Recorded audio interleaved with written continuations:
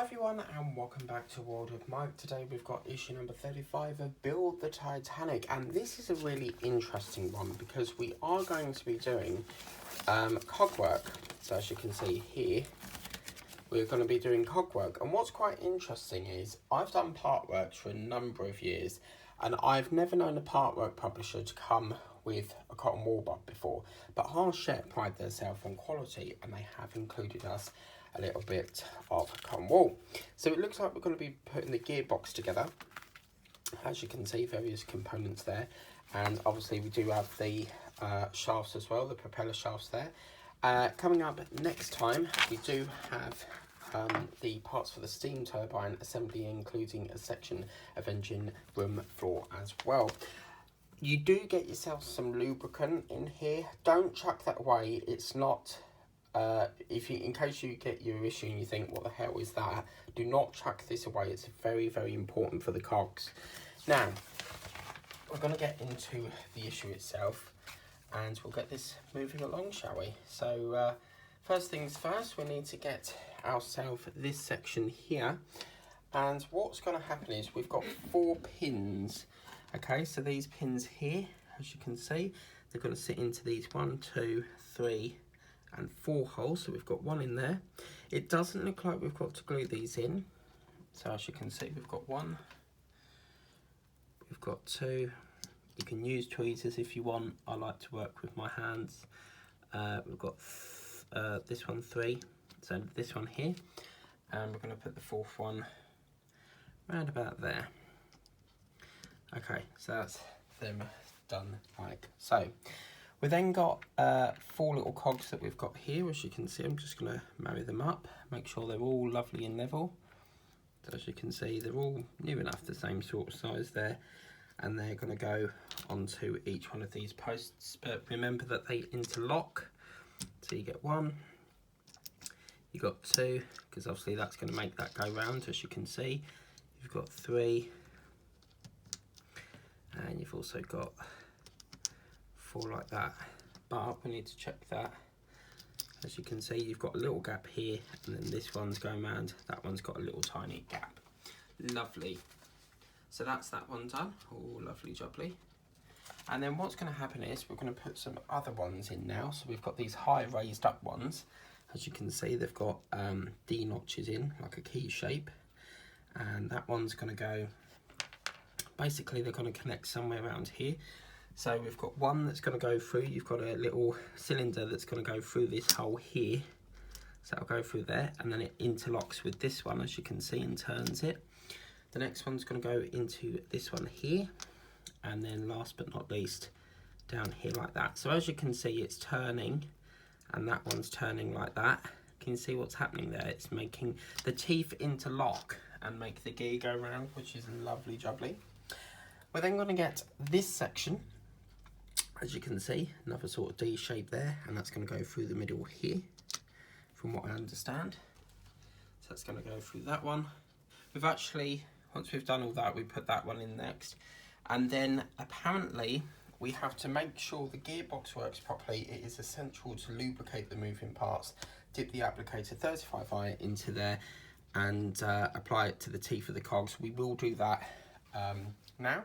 So we're going to get ourselves the applicator, which is a cotton wool bud, and apply it to the teeth of the cogs. So in here we've got some lubrication here. So as you can see, we're just going to go round here and just dip it into the teeth here. I'm going to say all round there. All around here. See, if you do it there as it's going round, it will make it all go round there as well. So it's really, really good. Put some around here as well. Just make it sure go right the way round. Make it all lovely as best we can. I'll get a little bit for the other side here now. They don't give you an awful lot, so you have to be careful with this sort of thing. And then obviously just go right the way around there. Lovely. Okay, So once we've done that, we're then going to put 2 of these tiny weeny little ones here, and they're going to go into, we're going to put one here into this little hole here. Whoops, it's fell on the floor, it's fell on the floor. And that's going to go into that one there, and then the other one goes right down the back next to this one, but I reckon into that little hole there, I think. Yeah, it goes next to that one. This one doesn't actually interlock with nothing, which is quite interesting. It seems to go like that. Oh, right, can you see what's happening there? There's a little contraption, it's going sideways like a crab. See what's happening there?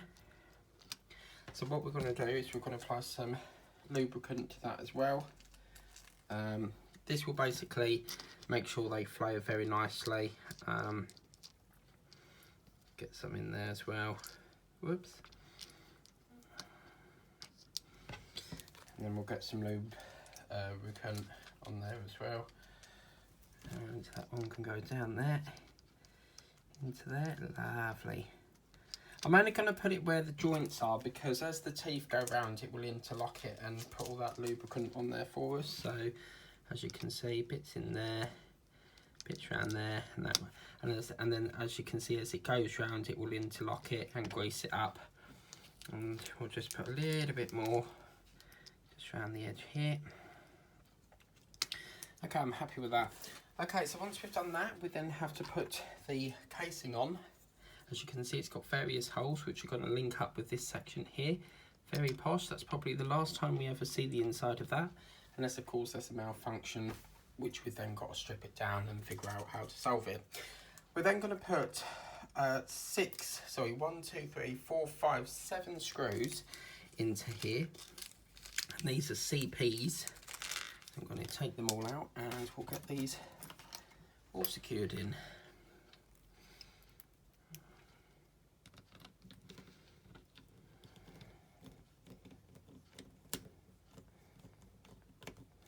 Oops. Got to be careful, because if you dislodge them cogs you've got a problem. So once we get a couple of screws in, it will keep it nice in place. That's that one. Get these two. It's a lovely mechanism, this. Always, as a kid, I always used to open things up to see how they worked. Let me know in the comments if you've ever done that. Okay, so that's that one. Which is really, really good. Put this one in. I get the luxury of doing this all over again, because I do 2 of these, this build. So yeah. And then we'll put 2 right at the end as well. So that's now the joint. I'm happy with that. Let's screw this one in here. This screwdriver is lovely for this type of screw. So there we go, and then screw the other one into here, like so. I think that went on the walk there. Let me just straighten that up a bit. Lovely. Okay, so we've got 1, 2, 3, 4, 5, 6, and we've just got to put one up the top there, and then you always get that one little spare, hoping and praying that you can use it up, but you'll always get the spare, I'm afraid. Okay, so that's that one. Lovely. So we've got a spare CP screw. I don't think I've not got space for that yet, so I'll allocate that when I can. But that is that, guys, and now that we've lubricated everything up, we also now need to put the cog in, and this is the fun part. So as you can see, the shaft, as you can see, there's like an indentation key lock here and a key lock there, D shape, very similar on either side of there. And what's going to happen is we're going to basically put the D, that's going to go into there. Doesn't sit in there very well, but that's going to go like that. 3 sockets rotate, so these 3, 1, 2 and 3, and we're going to turn it clockwise. So as you can see, as that's turning round, it's moving the cogs inside. So as you can see it moving there? It's moving all, if you pay attention to 1, 2 and 3, it's moving all 3 of the clogs clockwise. Don't reverse it that way because we need to go clockwise. So as you can see, this is what's going to make it move. And as you can see, you can go clockwise, or then if you go backwards, that's anti-clockwise. But yeah, that's looking really, really good. Just turning that, we know that all the cogs are in the right position. We know they're all functioning perfectly. And yeah, that's all it wants us to do for that issue. So obviously we've got the two shafts here ready for whenever they get installed. These will be the propeller shafts, and apparently they are fitted in a future issue. And as you can see on the back there, you've got the cogs here, which are really, really good. So yeah, there's no way that they will dislodge now because they're tightened in with screws. And yeah, what a lovely, lovely issue that was. Really happy with that. So yeah, I'm just going to keep these shafts. They're quite long, aren't they? So we've got two of these for each end, I should imagine. But we'll put that over to one side and we'll see what's coming up in the next issue. Lovely, quick, easy issue. Quite enjoyed working with that one actually. And then coming up in the next issue, we have got parts for the steam turbine assembly, including a section of engine room floor. So yeah, lovely, lovely issue that. But please remember to like, share and subscribe, tap the bell if you want to be notified of all the videos I do. I do recall I'm up to date now, so I should be running one issue back to one issue per week again, because I think I've caught up to date now. So yeah, anyway, that's issue number 35. 33 and 34 will be coming up soon because they're on back order because they skipped them for some apparent reason. So we're only on 35 at the moment. Nothing I can do about that. It's the way they send them into the shop. So as soon as they're in, we'll do a back track video on that. But yeah, that's Titanic 35. See you next week for issue number 36. And I've just realised that this is going to come in this week. So we might do a double. Anyway, I'll figure it out. Take care, guys. Bye-bye.